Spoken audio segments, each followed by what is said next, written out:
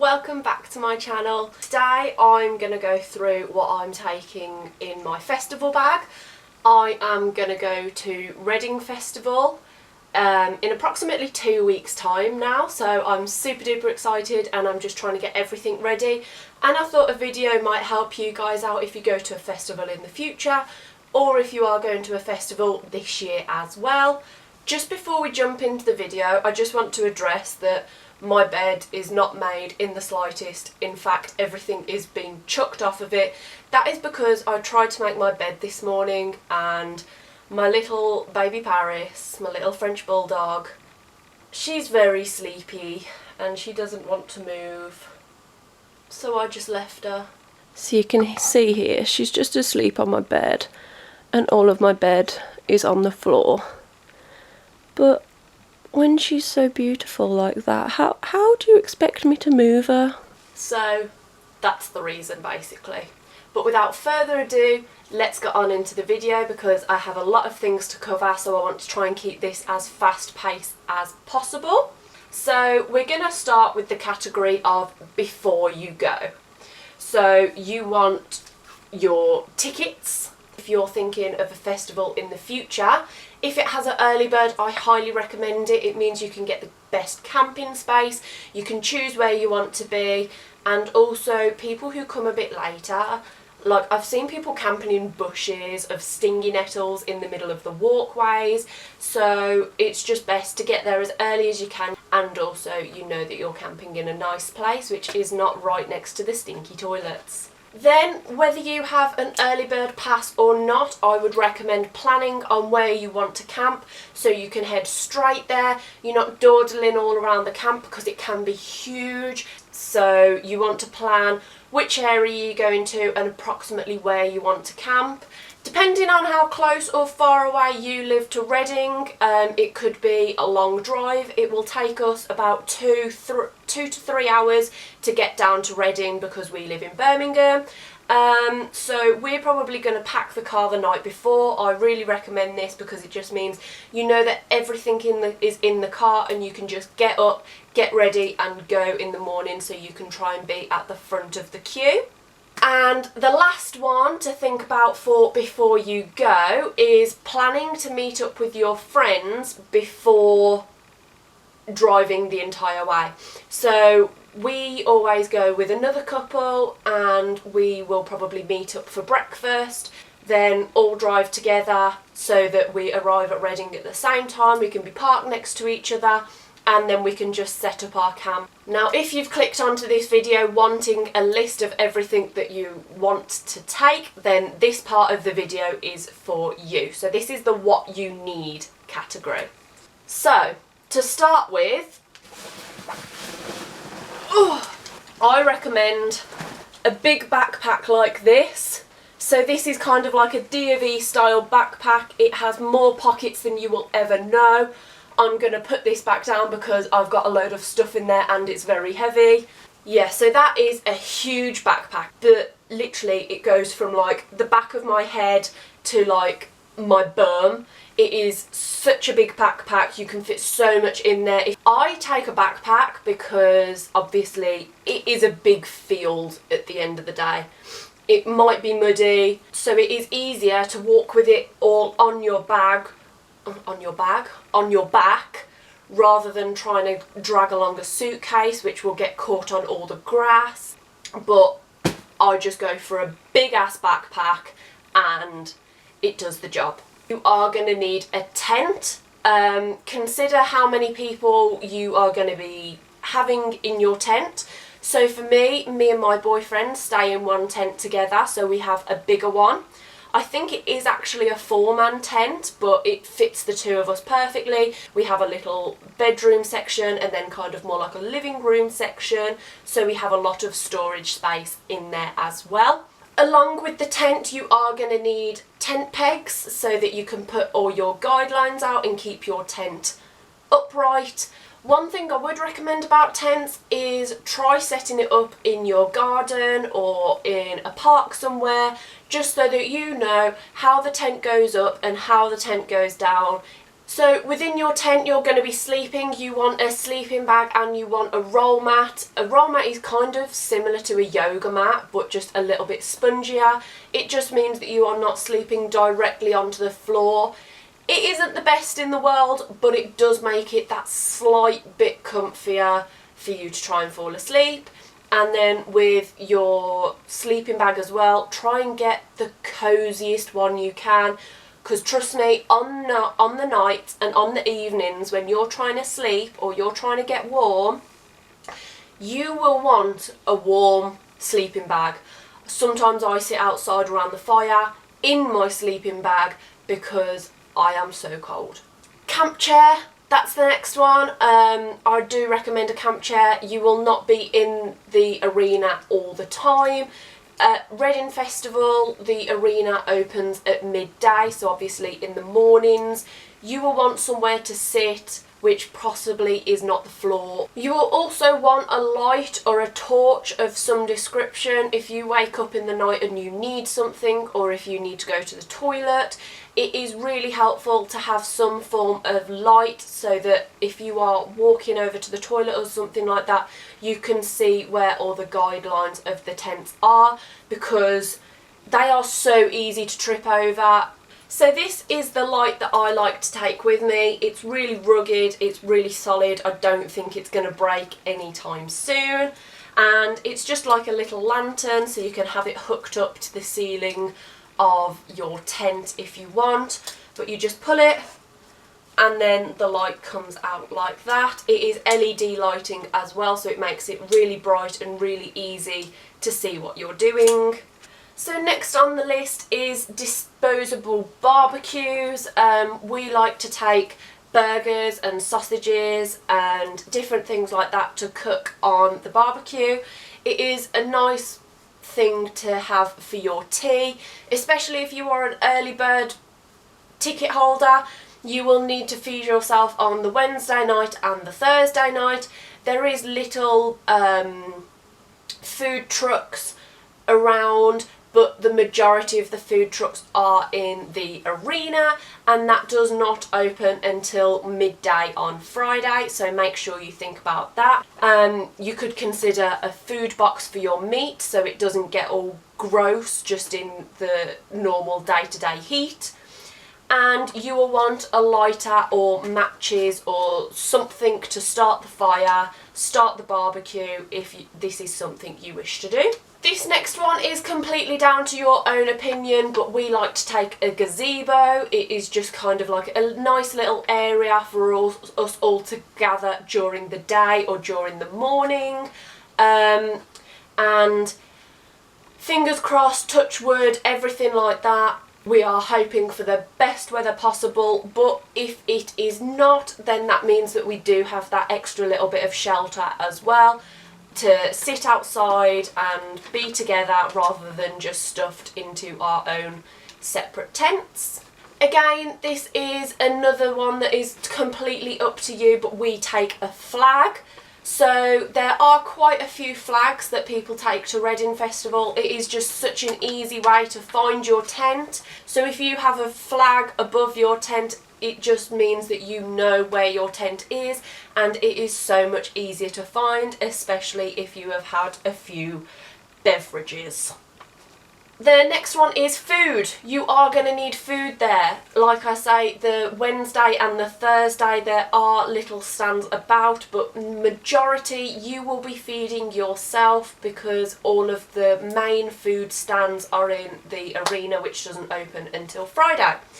So I went absolutely overboard. I can't stress that enough. Overboard taking food with me last year. I basically planned for the 5 days to feed myself, but I needed to feed myself on the Wednesday and the Thursday, and then only in the morning of the Friday, Saturday, Sunday, Monday as well, because you leave on the Monday.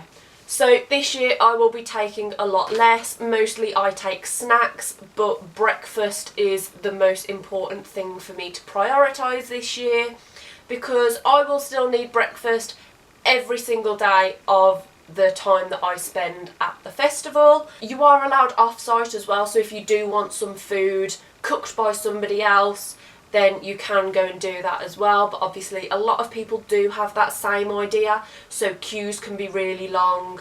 Next on the list is drinks. You will want some water, you will want maybe some juice, you will be taking alcohol unless you are underage. So you want some water because, I mean, when you first wake up in the morning, unless you are really on it for a sesh weekend, then I'm not going to be brushing my teeth with alcohol. Let's put it that way. I also think bottled water is really good idea to take. So for example, midway through the week, I will probably get my boyfriend to wash my hair for me because it will be grim, and I refuse to wait for the showers. The queue is huge unless you wake up at the crack of dawn, which I am also not going to be doing. So I will just flip my head over and we will take a mini shampoo with us, and he will just shampoo my hair for me and then wash it out with the bottled water. So it is really good in that respect as well. Bear in mind, if you are taking alcohol to any festival, you cannot take glass bottles. So if you want to take something which only comes in a glass bottle, say for example vodka, then you will have to pour that into a plastic bottle so that it is safe to take on the site, because no glass is allowed. Money, don't forget money. I think some places do take card, do take contactless, but obviously you are in the middle of a field, so connection might not always be the best, so it is just 10 times easier to have actual paper, physical money with you. Your ID is the next one. If you plan to purchase some alcohol while in the arena, because you can't take your own alcohol into the arena, then you will still get ID'd like any normal, regular, your bar, your corner shop, whatever, you will still need your ID. The next one is power banks and charger wires. So you can either get one huge power bank, which will do you for the entire week, or I just take multiple little ones which will probably charge my phone one full charge. So I will take about 5 separate power banks with me. This is just because I already own them. There are so many power banks in my house that I can keep myself going for the entire weekend. Disposable camera. I like taking my disposable camera because, one, if it gets broken, lost, ruined, etc., then it is not the end of the world. I also like the style and kind of graininess, and just I like how the photos turn out. I also like having my photos printed. A speaker is the next one. In the campsite you might want to play a bit of music. If you are planning to recharge that throughout the weekend, then consider that with the power bank amount that you take. Okay, so moving on to some more things that I can show you now. The next one is eye mask and earplugs. So I have mine here and the earplugs are in the back. This is basically if you want to sleep. If you're planning to sleep on the weekend or however long it is, then it does get really light really early in the tents, and obviously they aren't solid walls, so they just let the light straight in. That was one of the main reasons why I kept waking up early last year. So I am taking the eye mask. I'm not probably going to take the earplugs, but if you want to, then it is definitely something to consider. I got this little pack for £1 from Poundland. Right, and then on to toiletries. Obviously you don't want to take the big size of whatever it is you wish to take, because that will be heavy. So to start off, I recommend the little travel sized toiletries of whatever thing it is that you wish to take. I recommend tissues and toilet roll. So when going to the toilet, I will most likely use normal tissues that you expect to blow your nose with. This is because they come in 10 packs because I will take a little bum bag. So I can fit these in my bum bag and have them wherever with me, because the toilets on the campsite are grim and you need your own toilet roll. They don't supply any. And the ones in the arena, they are a lot nicer. They are actual toilets. But if you can use their toilet roll that is supplied, then it is your lucky day, because 9 times out of 10 it's run out. So make sure you always have some tissues with you. Sticking to the theme of going to the toilet, I highly recommend toilet seat covers. Now, I only use these in the campsite because, like I say, those toilets are disgusting. So I highly recommend these for the campsite. If you're going for a number 1, usually you can squat and you will be able to hold it for long enough. But if you are going for a number 2, it might take a little bit longer, and I mean, my thighs aren't strong enough for that, so I take these so that I am not sitting in anybody else's mess, because that is disgusting. Again. So next on the list is wet wipes. As I said previously in the video, there are showers on site. They aren't the best. The queue is always humongous. So if you are okay to rough it for a weekend, then I highly recommend that. By no means do I mean smell for the weekend. Definitely try and keep yourself as clean as possible. So I found I am so excited about these. So I found these 2 towel-sized body wet wipes. These were, I think, like 80 pence from Home Bargains, and I'm so excited to try these out. I brought 3 packs of these, so I have 6 in total. I just think it'll be such an easy way when you're getting dressed in the morning to unfold one of those and just quickly do a once over all over your body so you can feel that little bit fresher. Sticking with wet wipes, you can never have enough, so I have 2 packs of normal fresh and clean skincare wipes from Asda. These obviously are just your normal wet wipe size. I will probably use these under my armpits, anywhere that needs that extra little bit of attention. And last but not least, I have 1 more pack of wet wipes. These are the Femme Fresh Intimate Skincare Wipes. So these are 25 freshening and soothing wipes. These are meant for your lady parts. I'm sure they could work for your guy parts as well. But yeah, these just have a different range of ingredients, I think, as to what is actually put them together. It says that they're pH balanced, so obviously you want to keep everything in check down there. Toothbrush. If you have a toothbrush, you also need toothpaste. Deodorant. Miniature sun cream, because I'm hoping the weather is going to be nice, and I don't think I'm going to need a big bottle, so this miniature one will be fine for me. Anti-bac hand gel is an absolute must. Some of the toilets in the arena will have an anti-bac gel, or even sinks and hand wash sometimes. But again, if you go and it is full up, then it is your lucky day. I just make sure to take my own one, and this little one as well will fit perfectly in my bum bag. You don't have to have it smelling like love hearts, but I was just really impressed by that.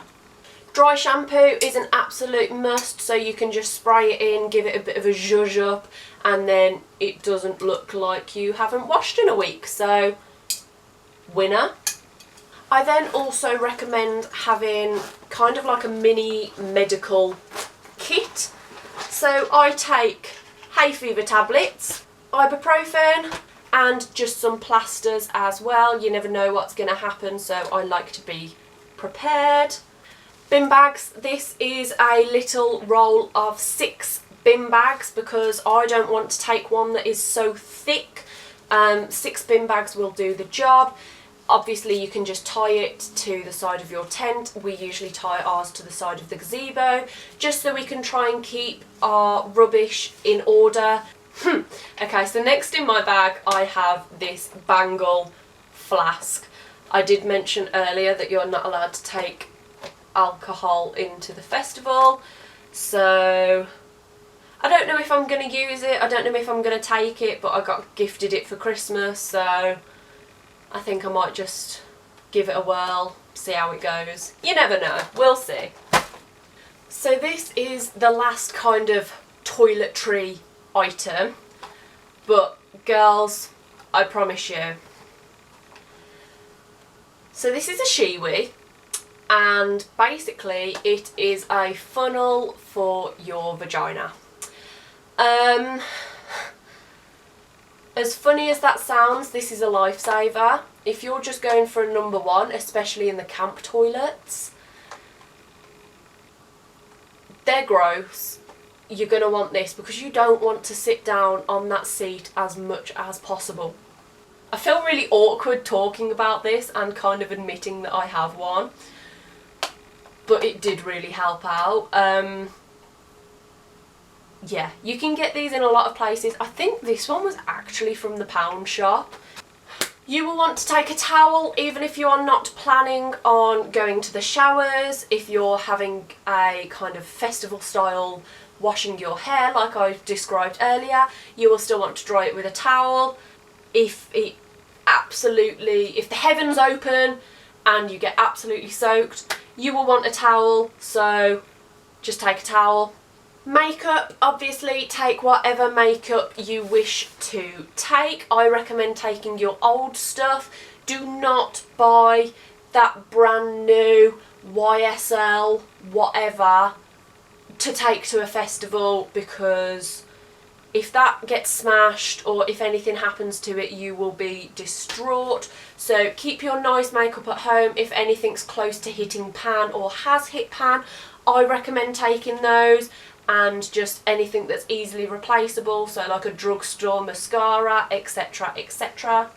You might also want to consider taking UV paint, glitter, gems, all that kind of festival standard stuff. Clothes as well, you don't want to take too many clothes. If you can make one pair of shorts work for 2 days, then definitely do that and just change your top. However, on the nights you will want some warm clothes. Even though festivals, you kind of imagine like the sun shining, everybody in shorts, tank tops, having a great time. That is not the same on the evenings. You will want fluffy bed socks, you will want jogging bottoms, you will want jumpers, you will want a hot water bottle if you could find hot water there. Really consider warm clothes for the evenings and for the night times.